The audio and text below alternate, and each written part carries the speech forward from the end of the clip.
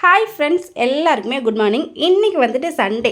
இன்றைக்கி சண்டே காலையில் எங்கள் வீட்டில் என்ன உணவுன்னு சொல்லி பார்த்தீங்கன்னா, நேற்று நைட்டு ரேஷன் அரிசி வந்து பச்சை அரிசி இருந்தது. அது 2 கிளாஸும், புழுங்கலரிசி 1 கிளாஸும், அதுக்கப்புறம் கொஞ்சம் வெந்தயம், உளுந்து எல்லாத்தையும் போட்டு ஒன்றா ஊற வச்சு ஆப்பத்துக்கு மாவு அரைச்சேன். கூடவே வந்துட்டு தேங்காய் பாலும் ரெடி பண்ணிட்டேன். எங்கள் வீட்டில் வந்து ரெகுலரான உணவு வந்துட்டு ஆப்பம் கிடையாது. பட் இனிமே வந்துட்டு இன்க்ளூட் பண்ணிக்கலாம் அப்படின்னு சொல்லிட்டு, சரி தோசைக்கல்லே ட்ரை பண்ணுவோம். அதுக்கப்புறம் வேணா ஆப்பச்சட்டி வாங்கிக்கலாம் அப்படின்னு சொல்லி ட்ரை பண்ணேன். எனக்கு ஒரு ஆப்பமும் கூடவே வந்துட்டு தேங்காய் பாலும் எடுத்துக்கிட்டேன். நல்ல பஞ்சு மாதிரி சாஃப்டாக இருக்குது பாருங்கள்.